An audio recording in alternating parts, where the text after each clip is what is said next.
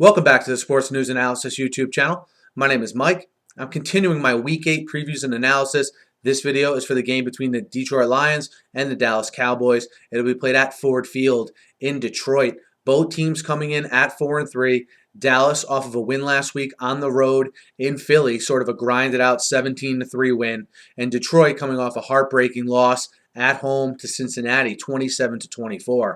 And if you look at these teams, it's pretty startling how much they mirror each other in a lot of categories. Both almost identical in terms of total defense in their ranking in the league towards the bottom. Both at the bottom of the league right near each other in terms of passing yards average against per game. So I expect both teams to be able to pass the ball relatively well in this game with their two high-powered offenses. One offense in Detroit that plays obviously a little bit better at home. I see Detroit in this game, based on track record and how good their offense is, and what I see to be some perceived weaknesses in the Cowboys defense in the secondary. I put Detroit minimally at that 24-27 point mark and beyond in this one, and I don't think that's an unfair assumption to make. And then you have Dallas coming in. They've won the last two games, but they've won it in different ways than you're used to see them winning. Whether it be special teams and defense against the Redskins, whether it be a good defensive play last weekend at Philly. So they've been winning games in new ways. I think this is going to be a very stern test for them going on the road to Detroit to try to stop the Calvin Johnsons of the world, emerging Chris Durham, the trio of tight ends they throw at you. I think the X factor in this game, though, because again, I think both teams will be able to put up points through the air.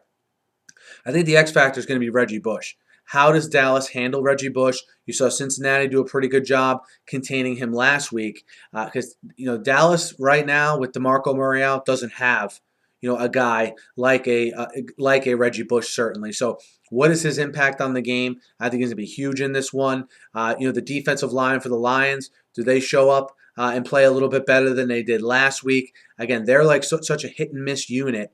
I think maybe they'll do a little bit better this week because they won't have to probably worry much about the run game with the Randall-Tanner combo as opposed to Murray. But again, the wild card to me is this Dallas defense. Have they turned a corner and they're going to start playing consistently like this? Or do they just play two offenses in my mind, the Redskins and certainly the Eagles, that I don't put those two teams at the front end certainly of the league as far as offenses go. So, which one is it? Because you had Philly playing with a messed up quarterback situation. You had the Redskins who had yet to hit their stride as of that point. So, what are we going to get out of the Dallas defense? What are we going to get out of Reggie Bush and the defensive line for the Lions? I think that's going to decide this game because I think Dez Bryant, Calvin Johnson, and the boys in the passing games for both teams are going to have a good day.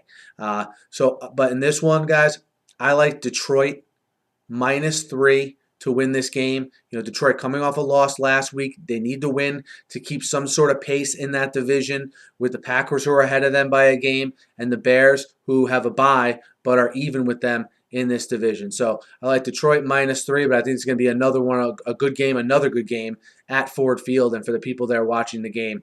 Because again, two, I think, pretty evenly matched teams. Let me know what you guys think of this game. Hit me up in the YouTube comments. Hit me up on Twitter at @SNewsAnalysis. Be sure to subscribe to my channel, guys. I preview and recap every game every week. I'm doing some special Inside the Numbers posts on each game later this week too. So check those out. Be sure to subscribe and have a great night.